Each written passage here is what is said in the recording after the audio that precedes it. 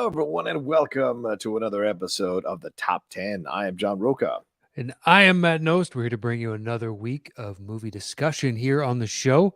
And this week, we're doing our most anticipated of the rest of the year. I think it's because we were both so pleased with Top Gun Maverick that it got us excited about what's coming out for the rest of the year. Yeah. And I don't think either of us is really all that jazzed about the new Jurassic World. So, yeah, don't be surprised if it doesn't make my list. I'll just put that out there now. But yeah, so we were looking at, well, what's remaining in the last 6 months of the year that we are looking forward to. And so we thought we'd put it together. And usually we do these lists like at the beginning of the year and then at the beginning of the summer. And we kind of split the atom on this, but we just kind of decided it was the right time to do it here in June, as we're knee deep in the heat of the summer here, at least on the West Coast. So yeah, cool stuff that we're going to get into. How are you, man? I'm good. Yeah, we normally do it sometime like in January or at the start of summer. But in January, we didn't know if the release schedules were going to hold again. True. So it didn't really seem like the right time. And now that it looks like everything's going to be fixed in their spot, fingers crossed, we're going to, look forward there. But I'm good, man. No complaints. Yeah. Didn't want to get out of bed this morning, but one of those days. Yeah. It just it felt so good. And my alarm went off and I was like, I don't want to, but oh well, what are you gonna do? It's true. Yeah. And tomorrow I gotta be up super early. So it's just like, this wasn't even, damn it. You should have slept in. Yeah, but I had shit to do. Right. So as is the requirements of life. I understand for sure. And a big hello to everybody who's joining us live. The $10 and above patrons. You get to hang out with us on every second and fourth Thursday of every month live. Unfortunately, we had to kind of switch things around last week because of my mess up there on the Star Wars Celebration. But we're live now to hang out with everybody. And I think, are we doing shout outs today? Are we doing shout outs later on today? Or is that? Yeah. Yeah. Yes, we are. Yeah, and we'll do that at the end of the show as well. But hello to Dale Varley, James Petty. Dale Varley coming in and said, listen to Dropping Dimes yesterday, so I know Knost's prediction. Going to need Rocha's prediction for the finals. Let's go Celtics. Oof. It's tough right now, to be honest with you, because I don't know what we've got. I don't know if these guys have been bumping up on the ceiling for so long that they're ready and hungry to be in the finals. And because I like the talent on the Celtics and the smothering defense, and too many people are crowing about the Warriors as if they overcame these giants in the Western Conference playoffs when they didn't. John Morant was injured. Luka is a one-man gang. And so I don't think they've proven themselves yet against a fully complete team in a series. So I'm looking forward to seeing what the Celtics do. And I do give a slight edge to the Celtics. A lot of people saying Warriors in 6. I think the Celtics in 7. I just have a feeling that defense is going to piss off Clay, is going to piss off Curry. They're going to fuck with Draymond mentally. And I think in some way they're going to unsettle the Warriors. And they're just like the Patriots. They're real cool when they're smooth and they're flowing. But once you punch them in the mouth and get into that backfield, they start to make mistakes. So I just have a feeling the Celtics, after overcoming the tough contest of the Heat, are ready to come in and do some damage here on these Warriors. I just have a weird feeling about it. That's all. I mean, the Warriors could smoke them for all I know, but I just have a feeling these guys are due. Quite possibly. I don't know. I slightly favor the Warriors just because if the Celtics have any kind of health issue, they don't have the depth the Warriors do. That's a fair point. Yes. So as we saw in the Miami Heat series. Yeah. If Robert Williams or Marcus Smart has any kind of lingering issues, suddenly you're playing heavy minutes of Peyton Pritchard, Aaron Nesmith, Daniel Tice on top of, your regular guys. And I just think that could be a recipe for disaster, but I don't know. If it goes 7, you got to favor the Celtics just because they've won on the road consistently. Yeah. But the Warriors haven't lost at home, and the Celtics don't really seem to have a problem losing at home. Yeah.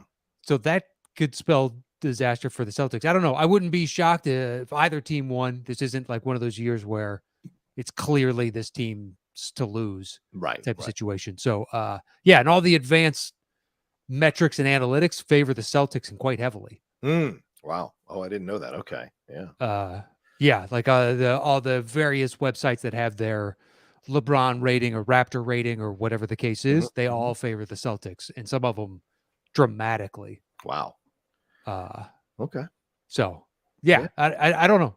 It should be interesting. Celtics do have an excellent defense. Yeah. And they have the number one defense in the playoffs thus far. Yeah, But I they heard a haven't really crazy. gone up against. Sorry, go ahead, man. Sorry. I was going to say they haven't gone up against a real offensive juggernaut, Yeah, so that fair could be point. influencing their defensive rating. True. But True. at the same time, Golden State hasn't really faced anybody amazing on defense either, and they have the best offensive rating. Be like, well, that kind of skews your Yeah. numbers as well. So it's tough to make because when you get into the actual stats, Yeah. they're dead even in so many different things that I don't know. It's gonna be a fun game. It's gonna be a fun game. And I read series rather, and I read that there's Kerr is 21-2 in playoff series, which is insane. Clearly, that's because of having that team, kind of in place there when he took over from Mark Jackson, made some tweaks and got them to the promised land. They've consistently been bringing them to the promised land. So, and I think the only two are losses in the finals. So that tells you volumes about how great this team is. They lost to the Raptors and the Heat. The Heat. So that's incredible stuff there from them. So to the Cavs. Oh, sorry, the Cavs. Right. That's right. Coming back. Another LeBron team. I mean, it's easy to mix them up. Yeah, I was reading that son of a bitch is a billionaire. Forbes has designated him for billionaire status. That's insane. Jordan ain't even a billionaire, I don't think, is he? Yeah, Jordan's a billionaire. Is he? Okay, all right. I mean, he's got ownership of an NBA team. Well, I guess he's a billionaire. Yeah, it's true. Now he owns a racing team, and he's got all his money from Jordan Brand and whatever other ventures he's got. Jordan's definitely. I think LeBron's the first active player to be a billionaire. Wow. I believe that's what it is. Imagine that, playing a billionaire on the court. That's kind of weird. You would think at this point he just tell the Lakers, "Listen, I'll take $1." Yeah, I mean, seriously, you should waive your salary for that. And if we want to win championships and I want to solidify my legacy, I'll take $1. Yeah, I feel like you can do that. Like waive your salary. Maybe the NBA PA would have an issue with that. He'd have to take vet minimum. Okay, take the vet minimum. Sure. And then you can make up that money through sponsorships or other things. 100%. You're a billionaire at this point. So, but it's easy to say that, when it's not our $30 million to lose. So, dude, you don't need it. Wow. How much more do you need to make, man?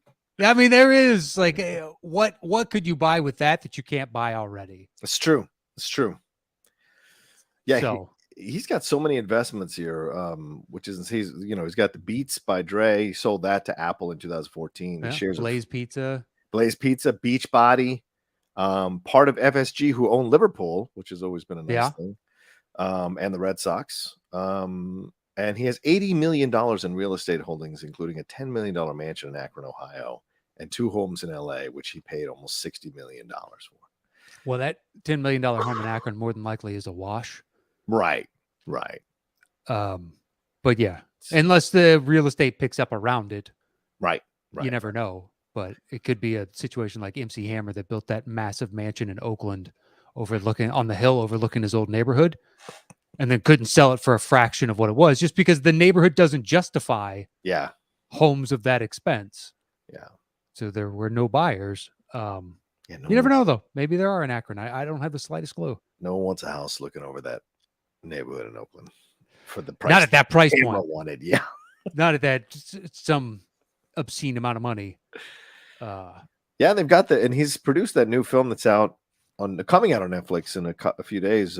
Hustle, the Adam Sandler one, which looks really interesting. It's getting nice reviews. I actually saw some nice reviews for it. So Snyder liked it. So I'm gonna hopefully take a look at it this weekend if I can, because I want to see that one. I've been watching basketball movies are just iffy. Yeah, they are. Yeah. But I think, could you argue that they have the best track record of sports specific movies? Like, are boxing movies, is it the quality or quantity? Because I mean, you could argue Raging Bull. Well, Raging Bull, Cinderella Man, technically, if you want to count Warrior in that Rocky films. The Rocky films. Yeah, Rocky, Ali. Well, Ali, I don't. Yeah, I know, but a lot of people do. Yeah, fair. Yeah, even Diggstown. Sure. Great. I love Diggstown. Yeah, interesting. I guess boxing would be the number one. There aren't that many good football movies, and there are even less good soccer movies. So I think basketball and boxing are maybe the top sports. There's only like one good hockey, two good hockey movies, Miracle and Slapshot, unless you all like Youngblood or some shit. And Cutting Edge doesn't count because that's yeah. And I didn't grow up on Mighty Ducks. Yeah. Oh yeah. No, it's not my jam at all. Yeah. Yeah. If I was 10 years younger or whatever, I'm sure I would love it just as much as a generation younger. I mean, baseball movies too have a higher hit percentage. Oh, baseball movies, right? Good point. Yeah. Major League, Bull Durham. Yeah, 8 Men Out. 8 Men Out. Yeah. Even some of the older ones, like the one Anthony Perkins did, where the guy was suffering from panic attacks as a pitcher, based on true story. Yeah, there are quite a number of baseball movies. You're right. Yeah, Pride of the Yankees, the Lou Gehrig film. Yeah, all right, man. All right, fine. Those are the three. Whereas basketball, it's like I don't know. Yeah, it's like really tough. White men can't jump, and then it becomes Blue Chips. But I think you really got to love college basketball to like Blue Chips. And Nolte's over the top performance. And you need to know the backstory of Bob Knight. Yes, to understand that, and the Larry Bird knockoff guy, and it's got its moments, but I can't, vouch for it. No. Fish That Saved Pittsburgh. Sure. Oof. Some people might claim Love and Basketball, which is a good one from the 1990s. He Got Game. Yes, He Got Game is good, but there's not much basketball in it. No, it's more about the father-son dynamic. But there are moments, and certainly it ends with a basketball game between him and his son. Yeah, basketball. So not that many, huh? Wow. Yeah, so that's hence the I'll wait and see on this. Okay. I was looking because I was like, yeah, no. Oh, I thought The Way Back was good. The Ben Affleck one. Yeah, that was good. Yeah. Coach Carter, I'm not the biggest. It's good. It's all right. Yeah. Once again, if I was younger and having, watched it, I'm sure I would love that much more. I mean, we did a list like this years ago. I remember. Hoop Dreams could qualify. Yeah. But not in the sense that we're talking about right now. Uncle Drew. I liked Uncle Drew. I know you weren't the biggest fan. I liked Uncle Drew. I haven't seen it. What? Oh, I thought you had seen it. Didn't like it. Oh, my bad. Okay. I haven't seen it. You put it on all your lists. Yep. By the way, someone reached out on Twitter and said, "You know what? I actually compiled a list." Oh, let's have it. I believe it was Behind Enemy Lines has made like 2. 20 is what you mean. Nope. No, you're adding a 0 too, and that's fine. Something like that. So my assessment of it was accurate, and yours was you only bring it up when you're right. You only bring it up when that was the only example I believe that he quoted. So fair enough. Some independent. I'll have to hire independent people to go take a look at this. Uncut Gems. That's one that qualifies, I guess. Finding Forrester. Uncut Gems. What qualifies because it's got a character who played basketball. I mean, in the movies, obviously he's playing Kevin Garnett at that time. But yeah, true. It's not a basketball movie. Fair enough. Teen Wolf, is that a basketball movie? I mean, sure, but that's what we're doing at this point. We're like, they played basketball in that movie. Like, does that count? The game. Does basketball count because they start playing basketball and then switch it? Well, I hate that movie. It's not my jam. There's some great moments in that movie. You say so. There are. There's a lot of fluff and bullshit to get through. Yeah. But it's got a few scenes that I think are really good. All right. Fair enough. Let's see here. So we're going to count it down here. Our top 10 most anticipated movies. Anything more you want to talk about before we get into it, man? Anything else you want to bring up? No. Good to go. All right. Well, the way the show works, Matt and I come up with a list, or a patron suggests a list. If you're a Boss Hog patron, you get to suggest a topic every month. We go off on our own, create our list, come back, countdown, or Matt counts down his first 3 from 10 to 7. Then I follow suit. Then he does 10 to 8. Then he does 7 and 6. I do 7 and 6. We take a quick break. Then we trade one apiece until we get to our number ones, and then put the list together. So Matt, what do you got? So there's, I think, like 12, 13, maybe 14 movies that I'm definitely interested in seeing. Okay. There's a whole bunch of others where it's just like, I'll wait till the reviews on this. Okay. And somewhere I know I'm not going to see it in theaters, but I will see it once it starts streaming. So I didn't include those. Okay. Fair enough. It's the ones that I'm going to try and be proactive and go out to see in a theater. Right. And that was my game plan. So at 10, there's like a log jam of a few movies that I was like, okay, which one to include? But I'm just going to go ahead and say Black Adam and get ready for the words punt. That's your number 10? Yeah, that's a massive punt. A massive punt. Yeah, that's my number 10. All right. What's your 9? My number 9 is the new Ron Howard, 13 Lives. Oh, yeah. Go ahead. Take it. It's about the kids that got stuck in the cave system down in Thailand. But the cast, I mean, you got Ron Howard helming with Joel Edgerton, Colin Farrell, Viggo Mortensen, and then there's a few more names down the list. But you look at that and you're like, well, all three of those guys are excellent. Yeah. And they almost always pick interesting and great projects. Yeah. So if you can get all three to sign on, because it's going to be varying, like they're probably going to be juggling around between all the people in the cave, the coordinators outside of various rescue functions. So it could be a Deepwater Horizon type of. Oh yeah, that'd be cool. Yeah. So you've got a whole bunch of very interesting actors telling this really big story.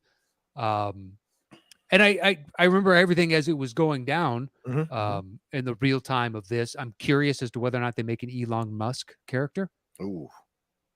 Well, he offered to what was it? Send in some sort of submersible or something that that SpaceX had or Tesla had. I'm not sure which of the companies had it. But that became an ancillary like storyline to the overall we're trying to get these kids out type of things. But there was numerous foreign governments offering aid, whatnot, and the local government saying we can do this and whatnot, and pull themselves up by their bootstraps and actually getting it done. So the story itself has a lot of layers, and my anticipation is the Deepwater Horizon type of thing, where it's a big event, and then we just have all these, we're bouncing around, and given the quality of actors attached to it, or actually not attached to, but I've already shot. It's like, all right, Ron, you got me. I'm interested. Right. I'm not. It's not the height of interest. It's at number 9. Right. But if the buzz is remotely good about it, I will go see this. Just because I've learned my lesson from that, like Deepwater or Only the Brave or a few others, where it's just like, these can be excellent movies. It'd be good to show them some love. Although I think although Peter Berg did Deepwater. Yeah, he did. Deepwater Horizon. Yeah. I think with Ron Howard's name and then the actors that got attached, might be able to do something at the box office. But so long as it appears to be remotely good, I will try and help. I'd like to see more of these movies made. So yeah. Well, yeah, I saw the documentary on it, which I thought was fantastic. I think it was nominated for a documentary Oscar, and it was great. So to have Ron Howard tackling this makes so much sense. I got to see him at Star Wars Celebration. It was nice to see him there, and he's still as energetic as ever, doing his thing. So he seems almost ageless at this point. I don't know, since the 1990s or early 2000s, he is in this place, and he seems to be the same every time I see him. So seems to have the energy to direct something like this, which is pretty grueling and an inspiring story, but also a brutal story, and at times sad story. So it's going to be cool to see what he does. And I agree with you. If it's got good reviews, I'm absolutely going to go see it, because he can direct the hell out of these films sometimes when he really delves in like this, especially a subject matter like this. So yeah, it's a good cast. So yeah, I'm down. You think we'll get to a point where it's Bryce Dallas directing something and then she puts like Clint and Ron in it? Yeah, it's certainly possible. I mean, Ron did the voiceover for the entire series of Arrested Development, so it isn't like he doesn't want to act. Yeah. I think he just sends, he even showed up in a Jamie Foxx music video. So I think he's just more focused on the directing thing. But I think 100% he would totally do a role in his daughter's film if we get to that point. And she's building towards that point for sure. Yeah, I think so. It looks like it. Yeah. All right. So what's your number 8? My 8 is Guillermo del Toro's Pinocchio. Oh, nice. Go ahead, man. There's 2 Pinocchio projects coming out this year. There is. Which is utterly ridiculous. Okay. The Zemeckis, do you have that on your list? I do not have Zemeckis on my list, no, because that's going to come out on Disney Plus. So I tried to limit the streaming ones. I tried. Okay. Unfortunately, with A, I haven't seen any of the Disney live actions, but B, because Lion King was such a massive success and it was shot for shot. It was. My fear is, well, are they just going to do that now going forward, since that is a massive formula for them? Right. So they're just going to do a shot for shot of Pinocchio. Well, I've seen it, and I can just go watch the animated, whereas at least Del Toro's is a different spin on it. Jiminy Cricket lives inside of Pinocchio. Yeah. That's Ewan McGregor's character. So he's basically recalling the tale of everything that he saw. But you've got Del Toro and Ewan McGregor, Kate Blanchett, Tim Blake Nelson, Christoph Waltz, Ron Perlman, Finn Wolfhard. It's like, okay, you've got an excellent cast. Yeah. And the inventive world of Del Toro, I think, mixed with the stop motion, should tie in, very nicely. We saw flashes of it in Hellboy 2. Yeah. So to expand upon that and make a full length, that one seems the more intriguing to me of the 2 Pinocchio projects this year, which still can't believe that's happening. So yeah, once I saw this was announced, it's like, all right, this is intriguing. Yeah. I'm engaged, Del Toro. You got me. Right. I hope this is a good, obviously, since I put it on my list. But I'm looking forward to this, and I would probably more than likely go see this in the theater. Yeah, I think this is one of those ones I put under, like you have, let me wait on the reviews, and if the reviews are good, then I'll go see it. Because, Del Toro is hit or miss. He really is. I know people go crazy, but, like, I think he's hit or miss overall. And even within the hits, there are some misses within those movies that are a little like, okay, I guess I'll have to accept this and go forward. Whereas with Cuarón and Inarritu, I don't sense that at all in their movies. I think they're very incredibly well-directed films. I just think with Del Toro, sometimes the story or his, how can I say this? His distraction to go into fantastical at times can undercut what he's trying to do overall with the film. But he's an incredible director, incredibly nice gentleman as well. And so I say that, but I also know that that's how I feel when I go see his movie. So I never am like, oh yeah, Guillermo del Toro. I'm always like, okay, cool. I hope it's a good one. And then wait for the reviews or go see it for a screening or something. But that's how I approach it. So I don't know. Because he's gonna go into horror. So what kind of weird horror is he gonna throw into Pinocchio? Will it undercut what the overall story of Pinocchio is? I don't know. Whereas with the Robert Zemeckis one, I have my doubts as well because of the fact that it's him and Hanks come together again. And they did Polar Express. And Polar Express was a weird one, and this is going to have some CGI stuff to it with Pinocchio and with Jiminy Cricket. But it feels like the approach they're taking, because you didn't see Pinocchio at all in the trailer, the teaser, and it dropped a couple days ago. I think so it feels to me like they're focusing on Geppetto, that it's Geppetto's story of Pinocchio, so it's more through his eyes. So to your point there, where you're worried that I might do a shot for shot, you might still be right that they're doing a shot for shot. But from what I got from the trailer is the possibility here is that it could be Geppetto's telling of the tale of Pinocchio and what he experienced through the whole thing. So for that, hopefully that's a new angle to it that'll make it interesting. But both directors, I'm not 100% like over the moon whenever they're on any project, because I've seen a lot of their misses. Yeah. So yeah, like Zemeckis' Welcome to Marwen was horrific, man. So wouldn't see it. That stupid trailer played before every movie I saw. Not kidding. It just kept seeing it. I was like, who is excited about this? Mm-hmm. Mm-hmm. There was a lot of talent in that film too. Yeah, there was a ton of talent in that film. Yeah. Yeah, the Pinocchio, I just took it for maybe it was like a Sonic situation where they had an original design and they tested it out with audiences, and audiences were like, what is this? So they are now reforming the character, the visual of the character, and they're just putting out a teaser trailer. Who knows? Although it seems late in the game to be doing that. Yeah. And with Del Toro, though, I think a movie like this can easily fit within his style. I understand what you're saying, where the the eccentricities of his filmmaking can be a turnoff for some, or in moments don't ring of truth to you. Yeah. Because he has a very distinct style. I don't know. In this instance, I think it could really work. Okay. Anyway, what do you got at 10? We'll see. My 10 is Bullet Train. A slight punt. Oh, okay. All right. Fair enough. So then my number 9 is Avatar 2. That's right. All the way down here. Yeah, go ahead. Oh. Yeah, I liked the teaser trailer. And look, the fact that it's all the way down here should tell you that I'm not like crazy excited for it. But of the films that are coming out, after seeing the teaser trailer, now I'm kind of curious to see what world he's created here, to see the special effects, to see the characters, to see the new family, all of that's going on we haven't gotten the storylines yet necessarily, but how is it not going to still be about, colonization and different planets, the Na'vi, the humans, all of that. Capitalism. Yeah, capitalism, the whole nine. So, I imagine it's going to focus on that. But hopefully, and what Cameron has promised is a bunch of new worlds, new species, new cultures, new exploration. So that gives him a much more bigger tableau, so to speak, to create the things he wants to create and flesh out this world even more. So I'm interested. And the fact that we didn't see them as human avatars at all, or humans rather, in the whole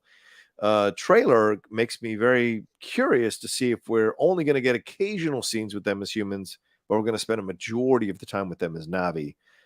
So that makes me very interested. And are they going to create something where the person can absolutely transition into becoming a Na'vi and leave being a human? That's going to be really curious if they can create something like that. So very, very interested to see what they're going to get, what we're going to get. And Cameron, you can't bet against Cameron, man. He's so successful all the time. Even when people bet against him, he always seems to come through in the clutch. So I have a feeling that this film is going to blow a lot of people away. And that trailer broke all kinds of records for views. So it is cool to be snarky about this franchise, but clearly hundreds of millions of people are interested to see what they're going to get in Avatar 2. So that's why I put it on the list. Okay. Put it this way. Yeah. In the years that we've been doing this show, how many times has Avatar come up on a list? I don't know. You put it on the 0? I don't know. I really don't know, to be honest with you. I can't imagine. I don't want to be wrong again. So I don't know. Go ahead. Yeah. What do you think? I'm going to set the over-under for me personally at 0.5. And I'm going to take the under.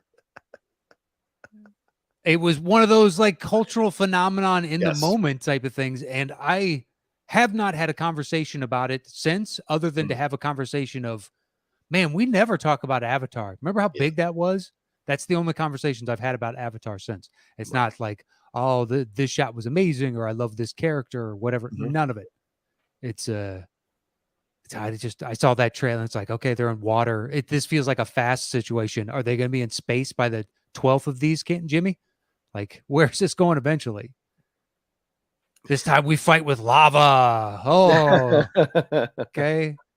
I don't know. It could be great. And if it is, I'll probably see it. But I have no expectation or hope of this. So I just hope that they correct the issues from the first one. You know what I'm saying? So we'll see. I mean, Cameron's not really known for like listening to the fans or critics or anything like that. So, but I maybe a little more sensitivity being delivered to the culture, especially now in 2022, like a little more of an approach there to the culture, a little more of an understanding of the culture, a little less about, we need to save you type thing. It's more of a working in tandem type thing. And so we'll see for sure. But there were moments certainly in the movie where they did have wonderful rituals or whatever that were very culture specific that I thought were cool to see in the film. So hopefully more of that is what we're going to see. But then again, I wouldn't be surprised if it doesn't get that well received. I mean, Cameron's older now, so we shall see. See. All right. So then my number 8 is Creed 3, which is coming out in November. You go for it. Okay. Now, the reason it's lower on my list is because I don't know what to expect here without Stallone, but I'm curious. I'm anticipating. I'm looking forward to it Michael B. Jordan is directing it. He's starring in it. Tessa's coming back. Jonathan Majors looks ripped, playing his nemesis in the movie, or antagonist, I guess, in the movie. And so for me, I'm very, very curious to see what we're going to get here, because this is that rare franchise that sheds its lead and keeps going forward. And I think the nearest thing I've seen to that recently is Walking Dead, where they, lost Andrew Lincoln, Rick, and then kind of kept going forward.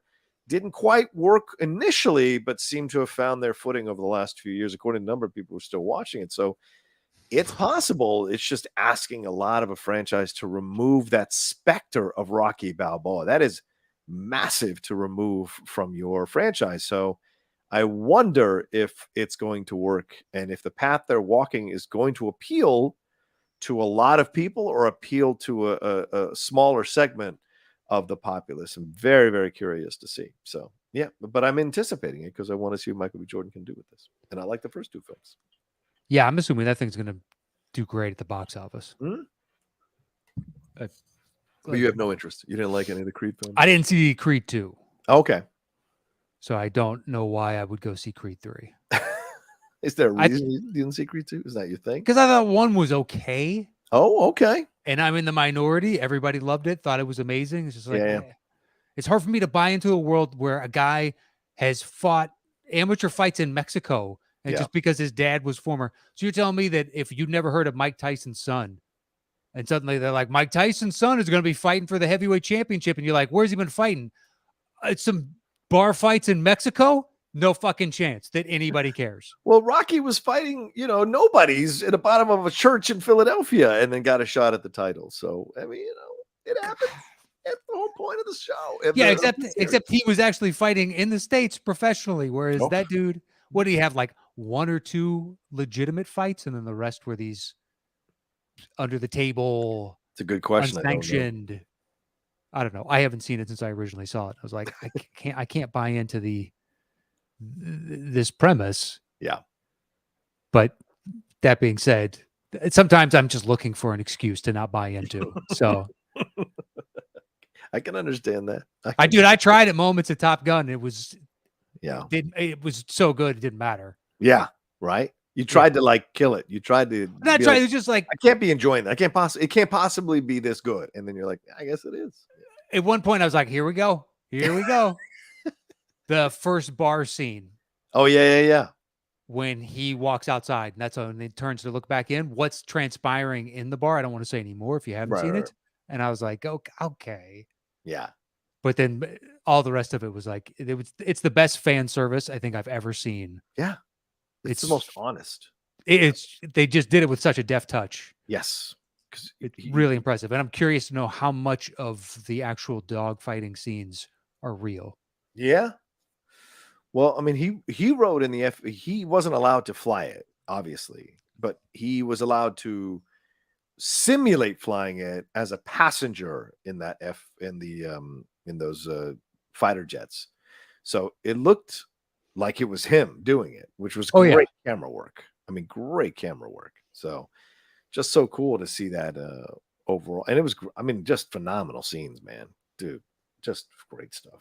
And the look, when they're coming in, I think it's 5 of them or 4 or 5 of them, and they're like in that formation, like almost like a wing, and they're coming in over the water. Sweet Mary Mother of God, that was badass, man. Yeah, it did. It handled, and then the Val stuff I thought was really perfect. Just so perfect. Good, man. Yeah. Just enough. And then the lead up to it was perfect. Just like, you guys really doing a great job. For a sequel that is 36 years later, I had no expectations other than like, maybe it'll be okay. Yeah. Agreed. Agreed. All right. So what's your 7, man? My 7 is Nope. Oh, that's a slight punt. Okay. What's your 6? My 6 is Bullet Train. Okay. Let's talk about it. So higher on your list, please go ahead. Just the log line alone. 5 assassins aboard a fast-moving bullet train find out their missions have something in common. That's it. And you're like, okay, we got right to the fucking point. It's not this this, and then this character runs into this, and then they find out that this is happening over here, and then what about him? Right. It's like, no. Bunch of assassins on a bullet train. Go. And you're like, sometimes simple is infinitely better. Oh, yeah. Yeah. I mean, what a cast here, Matt. Sandra Bullock, Brad Pitt, Zazie Beetz, Aaron Taylor Johnson, Joey King, Logan Lerman, Michael Shannon, Karen Fukuhara, Brian Tyree Henry, Hiroyuki Sanada, Andrew Koji, Masaoka, Bad Bunny. Quite a lot of people are involved in this one, man. And it's directed by David Leitch, who, of course, I think worked on the first Deadpool, if I'm not wrong on that. Did Hobbs and Shaw and no, second Deadpool. Sorry, Hobbs and Shaw, and then Atomic Blonde. So I got no complaints with this guy's directing. 2 out of 3 ain't bad. Yeah, I agree. And I got to see the first, I don't know, not first, but I think I got to see like 10 minutes of the movies, what they showed us at CinemaCon. And it was fun. So it is going to be fun. Is it going to be good? I don't know. But certainly fun is what I felt watching it over the 10 minutes they showed us. So I'm not I mean, in no way is this thing trying to win an award or any of the rest of it. This is just a shootouts and fights in a confined space. Yeah. For 100 to 120 minutes. Yeah. And it knows that. We all should know it going into it. And simple premise, great. I'm on board. You had me at 5 assassins. Yeah. But yeah, I mean, it's just easy peasy. Now I'm thinking of like Snowpiercer and that great fight scene in that, or Old Boy in that hallway when he's just going in, but those tight confined spaces, you can get into some really cool action sequences. Yeah. And then we could end up with like a Wolverine type of situation where they're on top of the bullet train, holding on for dear life, fighting. Oh, you have to go on top of the train. They have to. Yeah. Exactly. This is the giddiness of being 12 years old again and going, well, they got to do that. So just for the action possibilities, this is a sweet spot. For people that like these types of movies, this thing's got a real chance to be enjoyable, I think is the proper way to put it. Yeah. Agreed. Yeah. It looks like a blast, and it's based on a book, which I kind of want to pick up the book maybe and read it beforehand. But I love that it's Pitt coming in. Pitt has the right kind of sensibility for films like this, so it was nice that they got him to be in it, and so he can bring that kind of mixture of humor and also badassery to his role. So it looks cool. My only concern is everyone who's not English is doing an English accent, except for Bad Bunny, obviously, because he's Latino. But so I'm going to be curious to see if the English accents hold up as I watch the movie. And Brian Tyree Henry is doing an English accent, so we shall see. I trust him as an actor, but we shall. Oh, have you watched season 3 of Atlanta? I haven't watched one episode. No. You haven't watched it yet? Okay. No. I got to watch it, man. I keep holding off on it. Finish Stranger Things. Oh, I haven't even started that, dude. It's too overwhelming. I mean, 7 episodes, an hour and a half each. I'm just like, honestly, flies by. Really? And I thought last season was a complete dud. Yeah, last season was a bit of a slog. That's why I was worried. Yeah. I was upset when I got to 7. I was like, fuck. Now I got to wait a month. I was banging out 2 a night. Okay. Pretty easily. Wow. I am shocked I enjoyed it as much. There is one, because they're juggling numerous storylines. Yeah, of course, because they're all over the place. Yeah. There's one that I think I understand why they did it. I did find myself kind of checking out at certain points during it. Okay. But there's 4 or 5 storylines going on. So it's not the end of the world. And it makes sense once it comes to episode 7, why they did what they did. So ultimately it pays off, but it's like, I know where this is going, at least to some degree, or you're kind of hitting the same beats over and over. Right. But yeah, I shocked because I thought 2 was okay. 3 fell off a cliff for me because I was like, how many fucking times can this town have this? I did like the introduction of Steve's new friend, the girl, the lesbian character. Okay. I thought the dynamic between the two of them was fantastic, and then it just flows right into this one. But yeah, Actually, Oh, from thoroughly last season. surprised. So you mean Maya Yeah. Hawke? You mean Maya Hawke? Yes. Okay. Maya Yeah, Hawke. yeah, yeah. She's great. I loved her last season. Yeah, yeah, yeah. Yeah.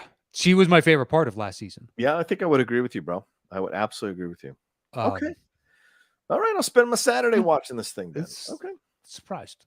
Yeah, maybe don't try and bang out all 7 because it's probably going to be 10 hours. That's That's 10 a hours. lot. That's too much. That's too much. Yeah, that's a lot. All right, I'll spread it out over the weekend. Good point. Anyway, all right. So that was your 6, Bullet Train. That was 10. my 6. So my 7 is the only streaming one I have on here, which is The Gray Man, because I just saw the trailer for it last week. That's called a punt, my friend. All right, fair enough. And then my 6 is Lightyear. Is that also a punt? No, that was the one fighting with Black Adam for 10. Okay, all right. Yeah, as I said this, I was really lucky to be at CinemaCon. They showed us 25 minutes of this film at CinemaCon. It's incredible, man. It's incredible. Really? Yes, I'm not bullshitting you. I was like this. Why do we need this movie? And initially when it starts, I was like, and then it just crosses some line and it becomes incredible when you understand what happens here. And I don't want to ruin anything. And what leads to him and what happens to him in the movie in the first few minutes of the movie, it really is fantastic. And Evans does an incredible job voicing over this character. And when it was over, I was like, oh my God, like I want to finish this thing. It was so good. And the cat is just perfect. Just absolute. People are going to be buying merchandise of that cat off the shelf immediately when this thing comes out. So yeah, just a fantastic film. So I'm very, very much looking forward to it. It's not my top 5 because, we've had a lot of these Toy Story films and this is Toy Story adjacent, but it's still close to my top 5 because I am very much looking forward to seeing how the film ends and what they do with what they set up in the first 25 minutes of the movie. So yeah, that's what I would say. Yeah. I was on the fence ever since they announced what the plot was of it's a movie that the toy is based on. And I was like, boy, that seems really convoluted, especially to try and relate it to kids. But at this point, I don't know how many kids I'm sure they get introduced to Toy Story, but do they have the same kind of affinity? Right. Who knows? All right, that's fine. Knocking Black Adam off the old list. I'll put Lightyear 10. Really? Okay. I wrote them down as both, and I was like, I don't know anything about either. Okay. And The Rock's, it's amazing that it's taken this long. So it's just like, man, yeah, could be the perfect marriage. Oh shit. All right. Well, on that note, we should take a break. Take a quick break, and we'll start with our top 5s when we come back right after some words from our sponsors and ourselves. All right, welcome back, everybody. Matt, take it away. Top 5. What do you got? All right, at 5, I've got Marcel the Shell with shoes on. The Jenny Slate film. I have heard. Dude, I respect that being on your list. That's awesome. I have heard nothing but amazing things. And I'm not even kidding. Amazing things. Wow. Okay. From people that got to see it a year ago and it's just been sitting on a shelf. And they're like, do yourself a favor. Go see this. And I love the stupid videos they put out. Oh, yeah. From years ago. It's like, it puts a smile on your face. And those that I know that have seen it have all said the same thing of, you will leave feeling like boundlessly optimistic and happy. Yeah. And you're like, that is everything you would hope for from a character in a movie like that. And the fact that it delivers on it. Yeah. So it's coming. It's one that I think I could talk my wife into and be like, you just want to feel good for 90 minutes? That's all this movie is supposed to deliver. And then some in spades. Let's just go and have a really nice day. Yeah. Compared to like a lot of the rest of my list is like espionage or this fighting and big explosions. And this is like, it's this adorable little shell. Yeah. And she's going on a small little journey and you want nothing more for her than for her to succeed. But because of the few people that I know that have seen it, all said the same things. And I've always had a soft spot for that character. It's like, all right, I'm on board and I know it's coming. Yeah. So I will be seeing this. Yeah, I mean, I love Jenny Slate. I think she's like one of these like really funny people that hasn't quite blown up, but people who know her comedy love her comedy. And like you said, the Marcel thing, and I think this happened as kind of a reaction to what happened to her in SNL. She created this character, I think, with her husband or then husband or boyfriend, and he directed these, I think, and he directed these, and they became like kind of this like small success.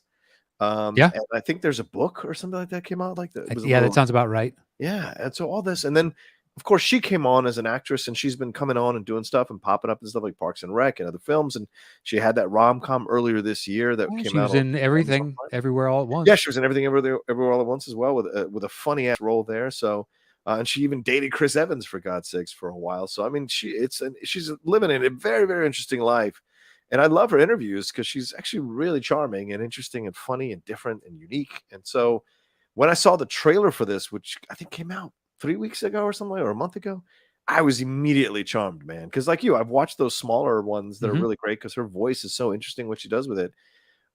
Seeing the trailer, I was just like all emotional. I got emotional watching the trailer, dude. Yeah. So I'm like, okay, if this is the path they're going, I'm in. I'm 1,000% in. I want to see what's here. So yeah, it's a great choice. So it comes out in a month-ish. Yeah, I think so. A month, yeah. And oof. Yeah, hopefully it's got a decent enough release where it can make some money. Maybe, it could be one of those surprise hits of the year where I don't think it'll be like Everything Everywhere All at Once, but the budget was so small and they ended up doing, like they say, the budget's $1 million or something. Yeah. They did 30 or 40. Yeah. It's like, that's great. Let's try and, because I don't know.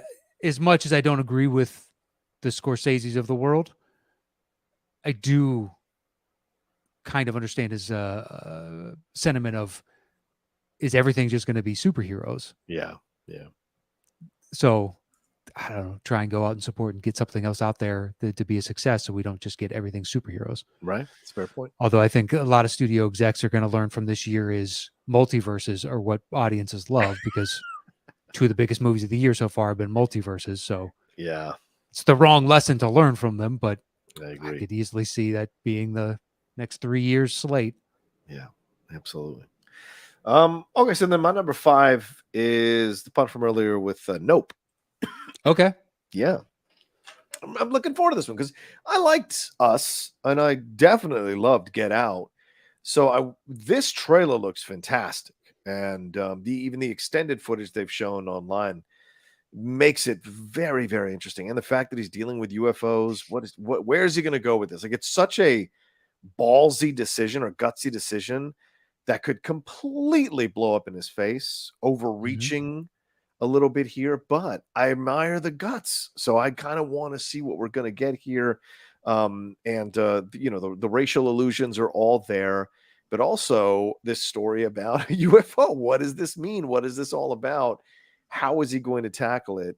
Just makes me very curious. And Kiki Palmer, and Daniel Kaluuya, and Stephen Yoon, like so many people involved in this. It's fascinating. Plus, Michael Wincott, homie from Robin Hood, Prince of Thieves, and The Doors, and the Three Musketeers. He's coming in to be a part of this thing. I couldn't believe it. And so I'm very, very curious about this film, and I liked the trailer. And once again, it's a Jordan Peele film that works really well on the surface, it seems like, from the trailer. And then if you want to get the subtext of what he's talking about, it's there for you to pick it up. So I like that about this approach. And yeah, that's my 2 cents on it, man. What do you think? If this was post Get Out and this was in the Us slot, it'd be higher on my list. Fair enough. But Us to me was okay. Okay. I mean, I'll give it credit. I've watched it more than once, so it's not like it was abysmal to me, but I've watched it going, all right, let me dive deeper into this type of situation. So because of that, it's like I am holding out hope that it's going to be another good one. And it's not like I disliked Us. Right. But Get Out was just so... Yeah. All the hype, everybody, you got to see it. And then eventually you're like, fine, I'll go see it. And then upon seeing it, you're like, yeah, you guys are right. It was excellent. Yeah. So I just don't want to build up the expectation level because that's partly what I did for Us. Like, well, the last time. Oh yeah. And going into it, it was like it didn't meet the expectations I set for it, which is my fault. So nope, I'm trying to like lower my expectations and just come in. I've seen the trailer, but I try not to watch anything else, or if they update the trailer. Right. But yeah, Jordan Peele has a strong command and knows what he wants to do and has a good vision of what he wants to put out on film. Yeah. So I trust in that, and at least he'll be confident, and hopefully it resonates. Yeah. Agreed. Okay, so that's my number 5. What's your 4? My 4 is The Punt, Gray Man. Okay, go ahead, my man. I mean, Gosling and Chris Evans, CIA espionage, like you got me. Yeah. You got me. And the Russos. And the Russos, exactly. Just like, okay, all right, let's go. What else you guys got? Huh? Yeah. Starting to do the Dave Chappelle, like, man, what else? Inadvertently there. But it's just that simple. You're already hitting me on a bunch of metrics that I like. Yeah. And then, Evans and Gosling are both charming and engaging individuals. So that charm mixed with the action sensibilities of the directors plus the actors, I think this is going to be a recipe for success, personally. Yeah, I mean, the Russos have got a hit or miss outside of the Marvel universe, and some people were like, "What are they hit or miss?" I'm like, "Have you seen Cherry? It's not a good movie, or 21 Bridges, it's not a good movie." So, they don't always do well with it. So I'm very curious to see what this is going to be all about because the trailer makes it look fantastic.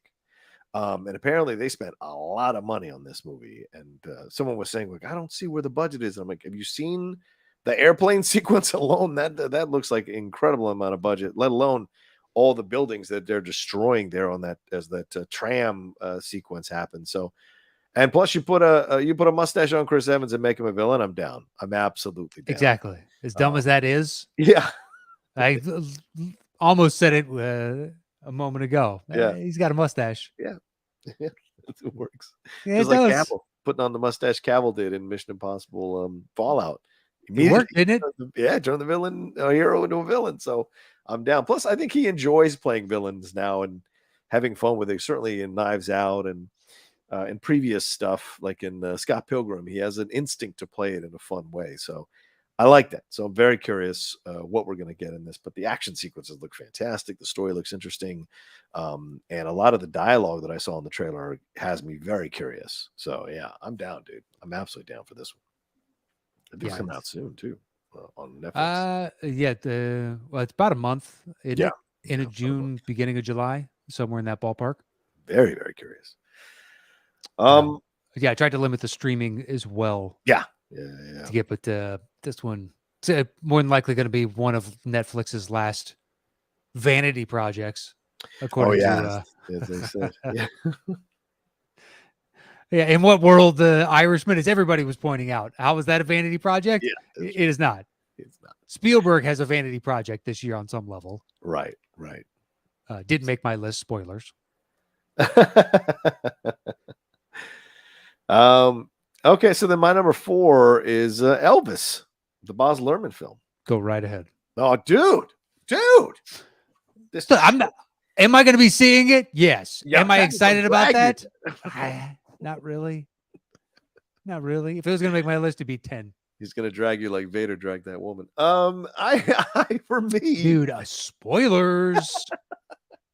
For me, I absolutely loved the first 2 trailers so far, and we got to see 15 minutes of it at CinemaCon, and it is a completely new way to approach the Elvis story, and you'd expect no less from Baz Luhrmann, who does some incredible movies. So I'm fascinated by this and Austin Butler, and it got a 12-minute standing ovation at Cannes. And Jeff Snyder loves to say that those ovations mean nothing. I respect that, but still, it's cool to get your film received in that way. Because I mean, who was clamoring for an Elvis biopic?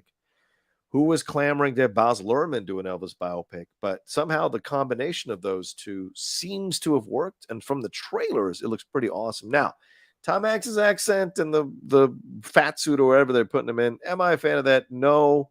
But I'm hoping that this is a focus on Austin Butler as Elvis. And Baz Luhrmann said in the interview there when he presented the footage, he said, I am not telling the Elvis story only. I'm telling the story of America through those decades, through the experience of Elvis Presley. So that's fascinating that he's going to make a commentary about our country and the progression from the 50s, 60s into the 70s when he passes away. So I'm fascinated by that and very curious to see that. And I wonder if they'll address, the complaints about Elvis, quote unquote, stealing black music or stealing music from black entertainers for his own benefit. So I hope they address that in some way, shape, or form. So I'm very, very interested in this. And nothing I've seen from it makes me not want to see it. So that's why it's high up on my list, because I'm a huge Elvis fan. Huge. I'm not Catherine having stuff all over my house, but I am a huge fan of Elvis. So I want this film to be good, because I haven't seen a good Elvis biopic since Kurt Russell's Elvis from the 1970s, which John Carpenter directed. And I loved Bubba Hotep, but that's no Elvis biopic. Yeah, it's not an Elvis, yeah. So I haven't seen anything since that time, and so I'm very curious to see if this is good or not. Still, though, your describing of what Baz intends to do this sounds like a recipe for failure, because it's already tough enough to encapsulate the life of Elvis Presley. It is. Unless you're going to do a snapshot, but they're spanning multiple decades. And on top of that, it's a discussion of the ever-changing social morals of the country as a whole. Yeah. That's a lot on your plate there, Baz. It is. It is. I'm curious if he's going to be able to get it right or not. So, but I hear you. Is curious the right word there? It's curious. I am, because it costs me nothing. I'm going to go see it. So I'm going to be, it's true. Curious. It's true. I would be dumbfounded, awestruck if he is able to pull that off. And I hope the movie's good, because I got to go fucking see it. Yeah, you do.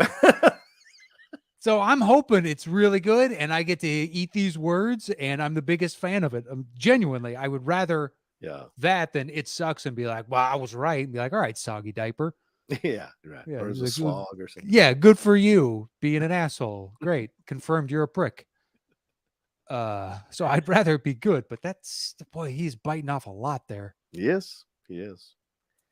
I appreciate it. I mean, you gotta have guts. Yeah, gotta have, your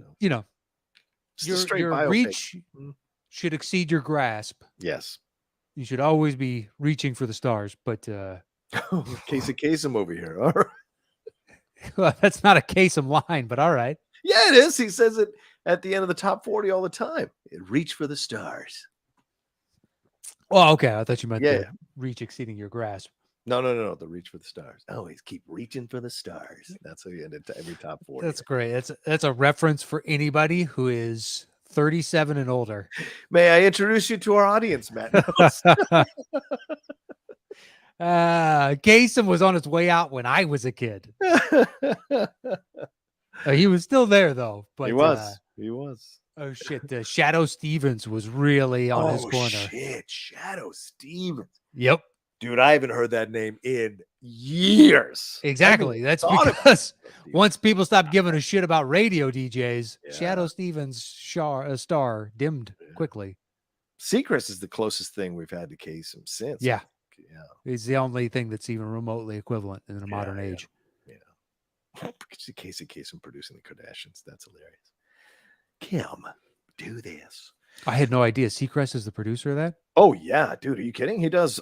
He produces a lot of this shit, the reality shit, man. Good for him. Yeah, I guess. Yeah, it makes people enjoy it. Yeah, it's good for his bank account, but I was thinking good for corroded society with their fucking shows, those shows. Myself personally. It's a reflection of what the audience wants. So is it the show's fault or is it the audience's? I say both. Yeah, of course. Yeah. That way it's fair. I want to be fair here. All right. Where are we up to? Your 3? I guess, because we did your 4. Yeah. So my 3 is the new David O. Russell, Amsterdam. Oh, nice. Good choice. Go ahead, man. So it's David O. Russell. You're more than likely going to get minimum a good film. Yeah. chance of a great film. Okay. So, boom, right there. Okay. He's got some of his favorites coming back. This is a great pitch. This is an absolute great Well, you got Christian Bale and De Niro are coming back for this. True. Then you got Margot Robbie, Anya Taylor-Joy, John David Washington, Rami Malek, Mike Myers. Yeah. And set in the 30s, it follows three friends who witness a murder, become suspects themselves, and uncover one of the most outrageous plots in American history. Don't you bury the lead. Taylor Swift's in this movie, man. Don't you bury the lead. You know you're going to see Taylor's acting chops. Dude, I'm a Swiftie. Talk about fighting in Mexico and thinking you can take on the champ. Okay, her role is going to be 3 lines. That's it. It's not hey. You hope it's going to be 3 lines. Pretty sure when you have a cast this large. Yeah, it's pretty big. You're right. It is a huge, huge cast. Chris Rock, Alessandro Nivola, Andrea Riseborough, Michael Shannon, Timothy Olyphant. It's a big cast. So most of these are going to have, it's more than likely going to be, Margot Robbie, John David Washington, Christian Bale. Yeah. That would be my guess. Those are the 3 we're going to focus on. Then other people come in and out depending on what storyline they're a part of. Yeah. But then you got David Russell, period piece, which can get a little dicey with him. I didn't like American Hustle. Really? Oh, I like that film. I didn't hate it, but when it was up for Oscars and all that, I was like, this seems like a stretch to me. You guys are pushing now. A little bit. I think you're getting this because you get this because you get this. Right. And it was that situation. Jennifer Lawrence gets nominated because at that point Jennifer Lawrence got nominated. Yeah. Like, I don't know if I buy her. Right. For everything she was in. Yeah. And the same for Christian Bale and for De Niro and et cetera, et cetera, et cetera. It's like, yeah. Are you some of the best? Undoubtedly. But still, though, I just reading all that and be like, you got me. I'm in. I don't really want to know more than that. You got an excellent cast. There's no reason all these people would sign on to do it unless they liked the script and saw potentially what the vision could be. That's a good point. Yeah. I'm in. Okay. It's not on your list, though. Has there been? No, it's not. Has there been a trailer for that one? I don't know. Nope, not that I know of. Okay. And I did not search one out because I don't give a shit. No, there isn't. There hasn't been a trailer. I thought there was a trailer, but no, there's just been photos. And because I know Snyder's looking forward to this one as well. Amsterdam. He's been talking about it a lot. But David O. Russell's hit or miss, man. He is, but then you look at this cast and you're like, okay. Yeah. I think you got a chance here. You got a real chance to make something. It's crazy. He hasn't done a film since Joy, which is 2015. 7 years ago, man. Oof. Yeah, so because let's see, Spanking the Monkey, I always forget that's him. Oh God, I remember that film being a big deal because he's kind of his mom seduces him or whatever. Mm. Florida with Disaster was good. I like that. Three Kings was good. I Heart Huckabees was a chore to get through. The Fighter was good. Silver Linings Playbook was good. American Hustle. All right, maybe I should be a little more. When he works, like I think Three Kings is really good. Yes, it is. Yes, it is. And The Fighter, Christian Bale is nothing short of amazing. Yeah. In that. He outshines everybody, but I also think that's partly the part itself. Yes. Silver Linings Playbook is, I didn't want to enjoy going into it. Thought it was great. Yeah. American Hustle's, Yeah. But you've got a few in there. You're like, all right, I trust you. He also directed something called Accidental Love with Jessica Biel. What's that all about? Weird. Oh, I don't know that one. Yeah, I don't know that one either. He's listed as Stephen Green, but they had to give him credit as David O. Russell. So weird. And I didn't see Joy. It got nice reviews, and I think she got nominated or was suggested to be nominated. So I don't know. Pretty sure she was in the mix. Yeah. Don't know if she got nominated or not. I haven't seen it though. Okay. So what number is that? That was my 3. Okay. So let's see. My 3 is Black Panther 2. Wakanda Forever. Yeah. What do you have? I don't have it. You don't? Hey, we're making a movie, and Oh. unfortunately, the very best part of the original movie has passed away. Wow. Okay, well, All right. I am waiting to hear how you guys do before I Yeah. am signing off. Oh, fair enough. So you're waiting for the reviews on this one. Okay. Chadwick Boseman's not in it. That's why I'm waiting. Yeah, but like it's not like they had a bad cast. I Everyone don't was give a good in shit. that They cast. didn't lead the first one. Oof. They weren't the reason I showed up to the theater the first time. So I'll be damned if it was, honestly, if they pivoted and focused on God, what is the bald woman's name? Yeah. That Oh, that Denai plays as head Guerrero. of security. Yeah, Denai Guerrero. Yeah, yeah. Oh, Koye, I think. Yeah. Her or Duke. Yeah, Winston Duke. Yeah. Either of those two. But if Awkward. it's going to focus on the sister, I thought fine. You sure right? Yeah, yeah, yeah. Okay. Sure. Yeah, I mean, I'm curious. That's why it's high up on my list. And a number of people have come out and said that it's incredible. Who've worked on it or have watched early screenings of it. I think if I remember correctly, I had a conversation with somebody at Star Wars Celebration this past weekend, a friend of mine, who says through his contacts that there is a 4-hour cut or 4.5-hour cut of the film, and people were just blown away by it. And so that gets me curious. It gets me interested. Letitia Wright came out today or yesterday and said that this is an incredible homage that respects Chadwick Boseman as the Black Panther in this film. And so and plus they're having Namor in the film as the main kind of villain or antagonist, and they've changed his origin story to be more Mayan, so it's Mexican, kind of connected to the Latino situation there.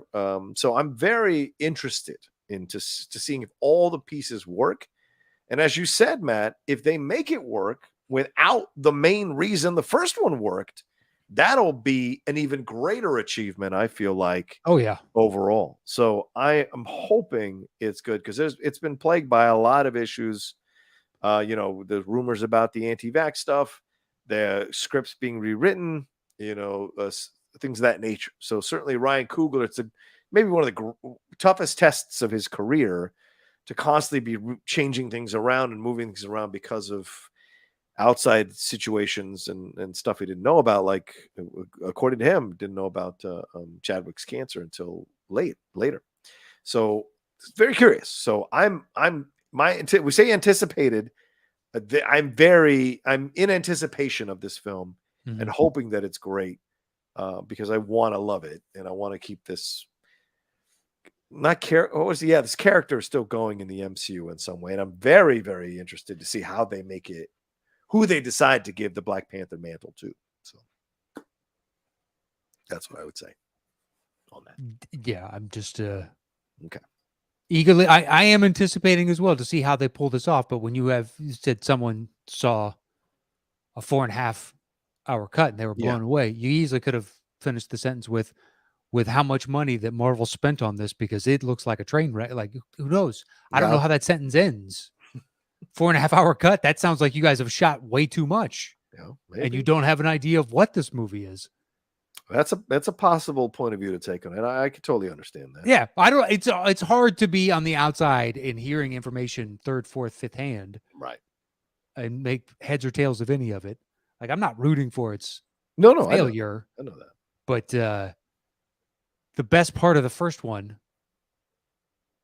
is unfortunately no longer with us. So, yeah, I'm not. Fingers crossed, guys. Fingers crossed. Marvel has a good track record, but they do. I don't know. All right. So what's your 2? My deuce is Babylon. Oh, nice. Go ahead, man. So Damien Chazelle's new one, and it's about Hollywood's transition from silent movies to talkies. Yeah. And you got Margot Robbie, Brad Pitt, and Tobey Maguire. A lot of people. Yeah, and the cast keeps going from there, but those are the 3 that I wrote down. Yeah. I like Chazelle. I think the period will fit nicely within his style. Okay. And I think he's got already an excellent cast. Plus, this could be part of the Tobey Maguire renaissance here. Okay. Toby sounds. There we go. I was gonna do Maguire sounds, and I was like, that sounds terrible. Like maybe we start seeing him a little bit more. No, it's possible. Very possible. It's entirely possible. But I just think Brad Pitt can easily do these throwback to a bygone age of Hollywood, and then Margot Robbie, I think it could as well. And couple that with Giselle and be like, you got me. I'm intrigued. My guess is going to be an Oscar frontrunner. Oh, yeah, it's possible. Yeah, well, of course, because it's about the industry. I could totally see that. That's a great point. Industry, period piece. Giselle, the two actors that are going to be the main two leads, as far as I know, right? And Margot and Brad Pitt. It's like it's got all the recipe for being potential Oscar winner. Yeah, it's a good point. It's a good point. Yeah, I don't know much about it, so I didn't even. I don't even have it on my because I haven't seen the trailer for it, and I haven't seen anything much about it. So I'm not anticipating it because I don't know much about it. But I love Chazelle as a filmmaker. I'm one of these people who, yes, I love Chazelle as a filmmaker. I'm one of these people that defends First Man, especially because I didn't like La La Land, and a lot of people did, and there's a lot to not like about that movie. Mm-hmm. But there's so many of those people who love that movie bashed First Man, and I just didn't understand that. So I think that's a greater achievement than La La Land. But I like him as a filmmaker because I still go back and watch Whiplash or the last 20 minutes of Whiplash because that fucking scene is fucking fantastic. And so I'm very interested to see if this is going to be one of is it Hail Caesar or is it going to be something a little deeper, a little stronger? Because that's an unusual cast, man. I mean, Eric Roberts is in this cast, Lucas Haas. But doesn't the eccentricity almost make it seem better? Maybe. Or it could be an absolute train wreck, dude. I don't know. So totally, that's what's interesting, But I do like who'd be perfect for this in part? the cast, man. Yeah, that one threw me because episode 1. Yeah. Yes. I'm glad we're on the same page on that one. Yeah. Dude, watching them run around in the forest was one of the most painful things I've ever seen. Yeah, man. That was like play acting at its worst. Yes. That's when people talk about them Disney-fying stuff, that scene is exactly what people mean. Oh, that's why it was rough to watch. Yeah, there's been a lot to enjoy, but that was after those first 2 episodes, it's I'm going to give it more time, even though there's only going to be a handful of these. But I'm going to give it more time. It's just okay, well, episode 3 was good. Yeah. But when they were running around the forest, it looks so pathetic. How it's what you do when you play with a child, when you're I'm going to get you. And you slowly clamber over things because they're a fucking child and they're and they run the other way when you easily could have gotten them 27 times before then. Yeah. It's okay. The worst is when they showed those 2 other guys out of breath as if she's been eluding them for 10, 15 minutes. With her tiny little legs. And then when she said she was 10, I thought she was 7. Yeah. Just how little she is. She's so tiny. Yeah. Yeah, you're right. She's pretty small. But the last episode, she was fucking great in the last episode. Yeah, I think it was her best. Yeah. By far. Yeah. Okay, so that was your 2. So then my 2 is your punt from earlier from number 10, Black Adam. I mean, I'm a Rock fan. I'm anticipating this film because everything I've seen from it looks cool, looks interesting, looks fun, and looks challenging to The Rock. And I'm wondering how they're going to make it work in this new DCU universe that they're making here, and if it's going to work, if it's going to check the boxes I need it to, and if it's going to be just everyone's covering up for The Rock and his occasional limits as an actor in certain ways. I'm very curious because you've got an incredible cast, and you've got Pierce Brosnan leading the way as Dr. Fate. Very, very curious to see what his role is going to be in the film. So everything I've seen so far looks interesting as an anti-hero story. So I wonder how it's all going to end up being. So I'm anticipating it because I love The Rock, and we've been waiting years for him to do this, and he keeps saying that he's been a fan of this character since he was a kid. So that gives me a little more interest to see how it's going to end up being when it comes out. So there you go. That's my feelings on that. It's weird that he hasn't been a superhero before this. Yeah, kind of. Yeah. Well, it's just he has the physique of a superhero. Yeah. And a larger than life personality that it just seems strange that we're just now getting it. Yeah. So that it made my list because either that's a really good sign or it's a really terrible sign. Right. And I don't know, but I am intrigued. But it got bumped off for Lightyear. So Lightyear is now my 10.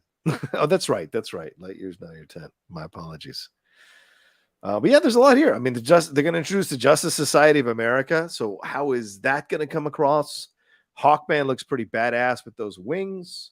Aldous Hodge playing him. So much to enjoy here in terms of the cast and the characters that they're bringing into this that I'm just interested. I just want to see how they make it all work. And do we get any of the other MCU people? Do we get a Shazam appearance? Do we get a Superman appearance or a Batman appearance or a Wonder Woman appearance? Like, well, how are they going to connect this up? So there's a lot that I'm very curious about to see here with him. Well, the Superman, they'd have to announce who the fuck's going to be Superman. Yeah, well, Toby Emmerich stepping down from WB with Zaslav taking over the last few weeks. That was announced yesterday that Emmerich is stepping down. That might open the path again to Cavill coming back as Superman.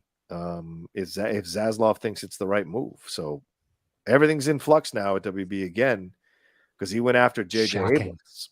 Yeah, good point, Matt. You're very good point. DC is unstable and has no clear idea of their future. The devil, you say. Breaking news at 11.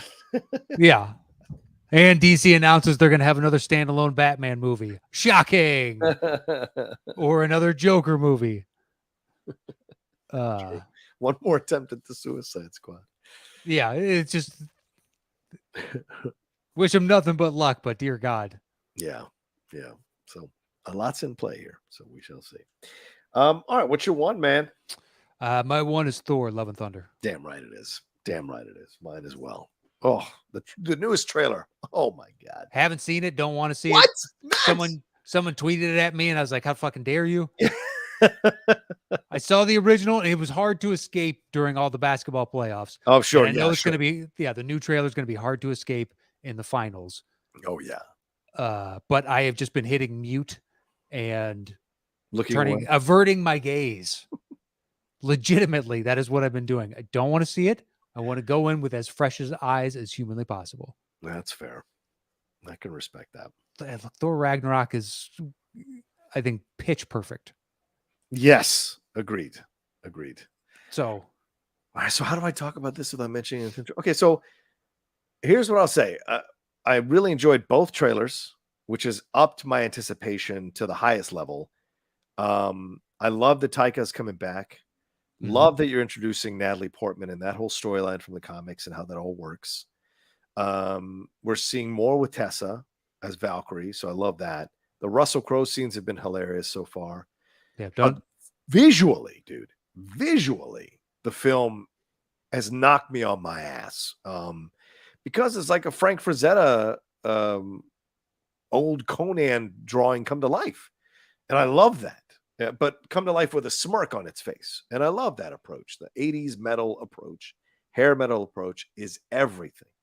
And I'm just so curious. And the jokes in the trailers have been hilarious.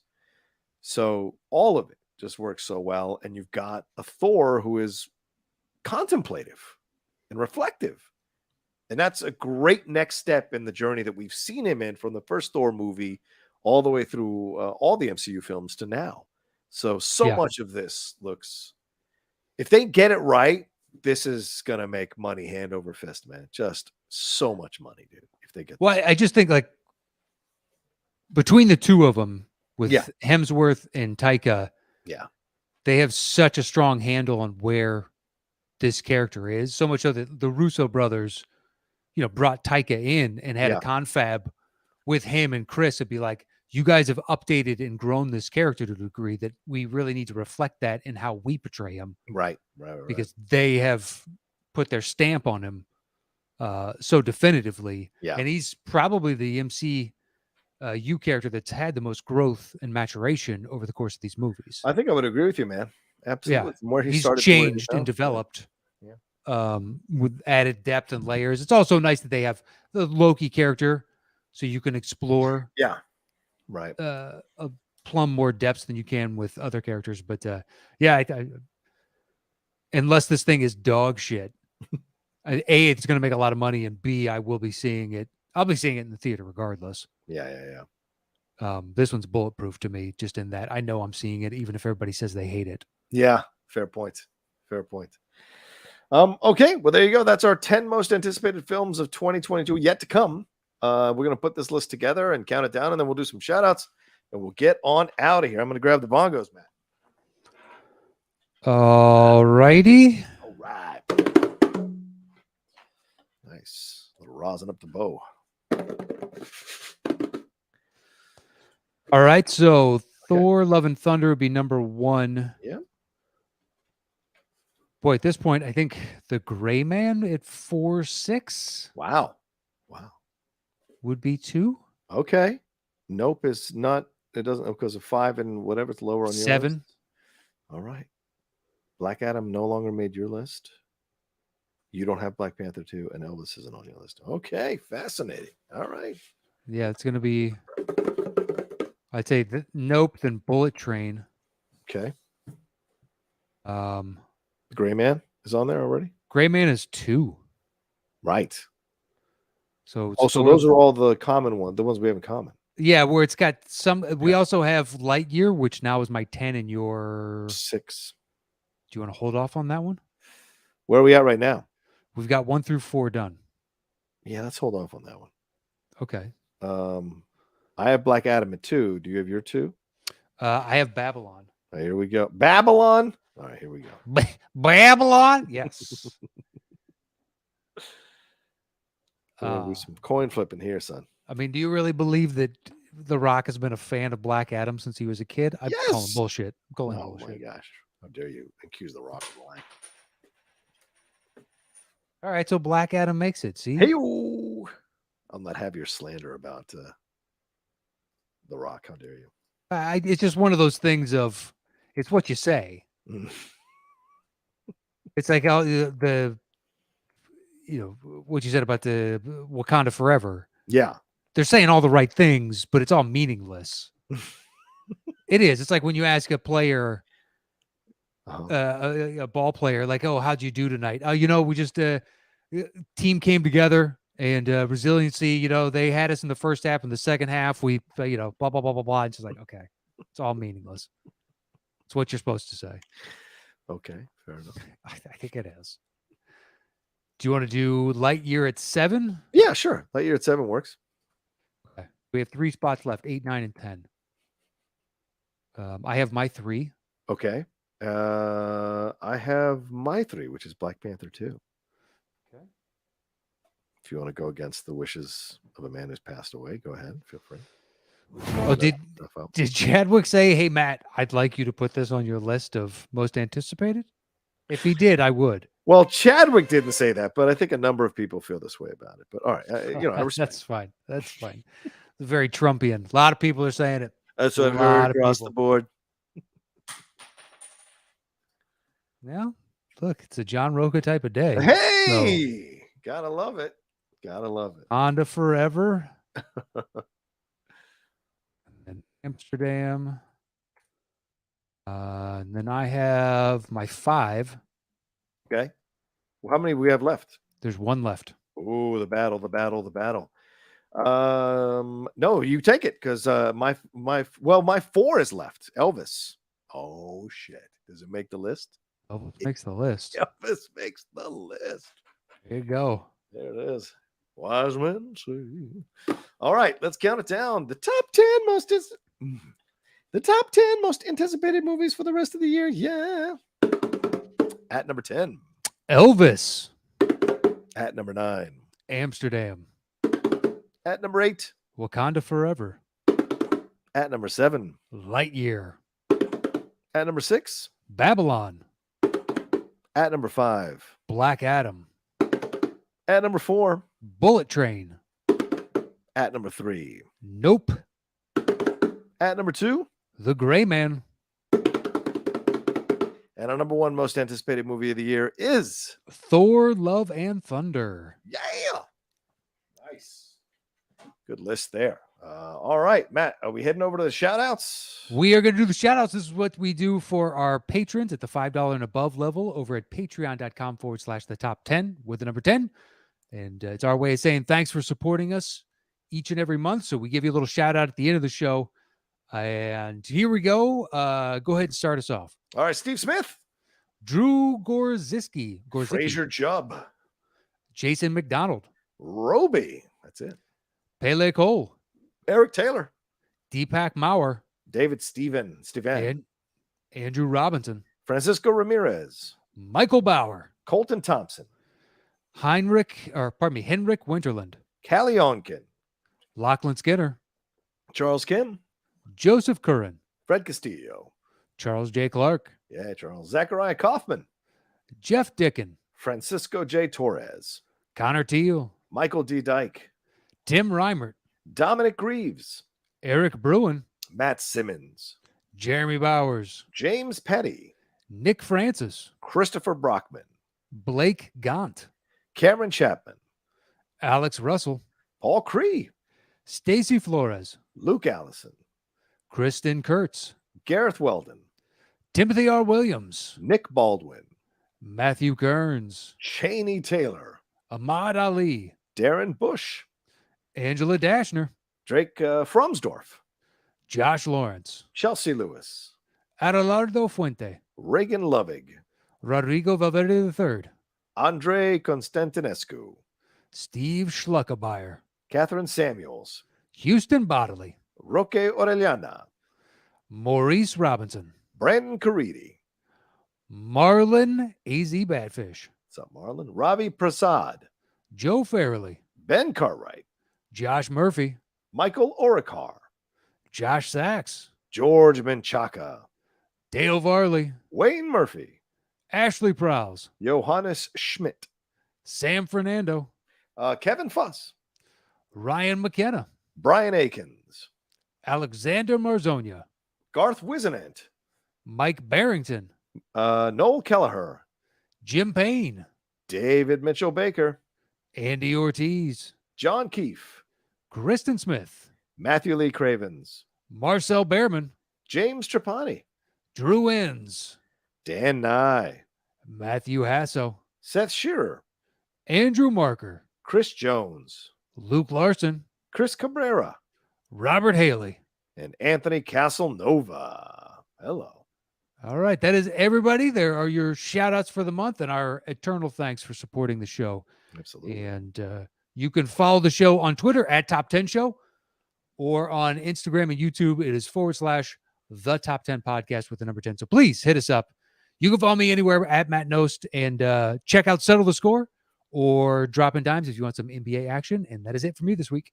And you can follow me at The Rocha Says on Twitter, Instagram, and TikTok, The Outlaw Nation on Twitch, my YouTube channel, youtube.com/John Rocha Says, and my other podcasts, The Cinephiles and The Geek Buddies. Thank you all so much for joining us, and have yourselves an excellent week, and we'll talk to you next time with another brand new episode of the Top 10 Show. Peace.